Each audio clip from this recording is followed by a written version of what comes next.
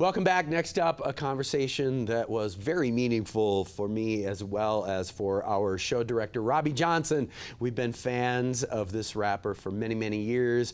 He has made many trips here to Park City over the recent years. He is a stalwart of the lineup, both in the summer and during Sundance at The Cabin on Main Street in Park City. Thanks to our friend Junior Richard for setting up this interview. It was a real treat to get to sit down with Chali 2na. Here's the way I figure it. Money isn't enough to get you out on the road when you've had an amazing career. It's got to be about the love of music. Yeah. Chali 2na, how are you? I'm good. I can't complain, man. Not at all. Nice to see you, friend. Thank you, man. So you're back in Park City? Yeah, back again, man, and it feels like home. It's been a really nice series, and it seems like you've put a nice association together with the folks here at The Cabin. Our thanks to Junior Richard for bringing you back again. Yes, sir. Yes, sir. Big up, Junior, man. It feels good to just be like, yo, what up, dog? Right, and here we go again. Indeed, yeah. Indeed. I have a question for you regarding what hip-hop is in the year 2018, what's popular, and I've been thinking a lot about as prepared to sit down and chat a little bit today, listening to a lot of your music, looking at some of your great performances on YouTube, and there's a different take on what rap is, what hip-hop is right now. Migos is killing the game. It's a very different aesthetic. I'm curious what your take on it is. Obviously, you're at the end of the spectrum of putting as much wisdom and as much flair into every rhyme, every rap that you have. Yeah. Well, you know, I was there when hip-hop started, so to speak. I'm old enough to say that, which is crazy. But that being said, it's like I've watched it evolve. I have a line to say, and I always quote this, I watched hip-hop escape from New York like Kurt Russell. And that being said, it's like I've watched it evolve into all these different things, you know what I mean, and make space for all of these different sounds, you know, in my opinion. Like, being that it's a mosaic art form as it is, like, let's just speak about the rap part of it, you know what I'm saying? It's a piece of every style of music almost, you know what I mean, and a reinterpretation of it all.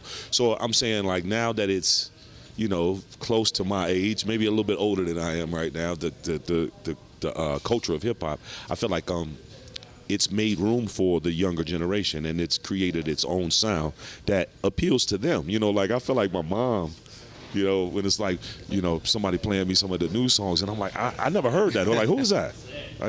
Like, for real, y'all, this is what y'all like? You know, I don't want to be, like, condemning to it, you know, because I feel like there's not too many of us that are from the older generation that are reaching back to try to, you know what I'm saying, even connect or you know, at least, like, share lessons and experiences, you know what I mean? I want to be that dude who tries to share that. And if it's just through the music, then so be it. You know, through the performances, through my visual art and things of that nature, then it's all good. Because I know sometimes, you know, kids won't listen to you. Yeah, kids don't listen to their parents. You know, they more learn by example, by watching them, so to speak. So I figure I give them something to watch. Excellent. Good stuff. You mentioned your visual art. That was something that I wanted to ask you about, because I'm thinking, again, reflecting on where we are in 2018 with branding and being across a lot of different platforms is something that you've been doing really your entire career. Talk about your visual art and that aspect of your creativity, because a quick visit to your website, it's very cool, and I think it's an important part of who Chali 2na is. Yeah, it's true.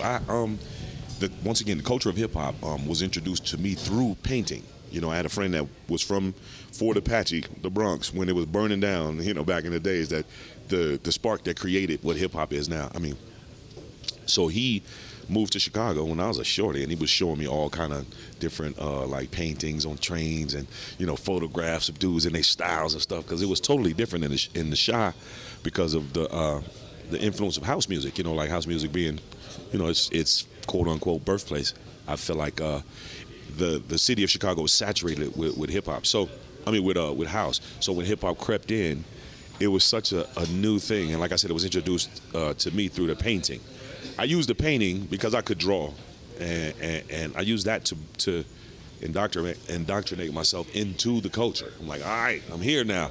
I made a name for myself in Chicago slightly, being a young kid, you know. But when I moved to California is when the ball started to roll for me visually, you know what I mean? And then I was just trying my hand at rap. I could do it. I was good at it. I could write poems and stuff like that. You know what I'm saying? I feel like I was using words to paint pictures, so to speak. So it was pretty easy to me to look at it from that perspective. But I didn't know that would become my mistress. That would become the thing that take me through life and get me known. So I'm just happy to be a partitioner. I'm happy to be somebody who can do both things and still be able to share it at this age. Once again, I'm going Indeed, well said. pinpoint that age, you know. No doubt about it. You raised the point of house music, and I think more generally, one of the things that I've always enjoyed about your music is that there are a lot of musical style influences. There's a lot of, I don't know if EDM is the right term to use, but a lot of electronic music and influences and sounds and beats. Talk about all of these influences in what you do as a speaker, as a rapper, right, as the front person. How does that come in for your influence? Well, like I said, you know, hip hop is a mosaic art form, and that's how I approach rap, man. I just try to take, you know, inspiration from just every style of music that I've ever encountered, that I've ever enjoyed. That I've ever learned from, you know, and I try to use these tactics in the things that we do, you know, so it's cool to still be able to, you know what I'm saying, to do that, you know what I mean?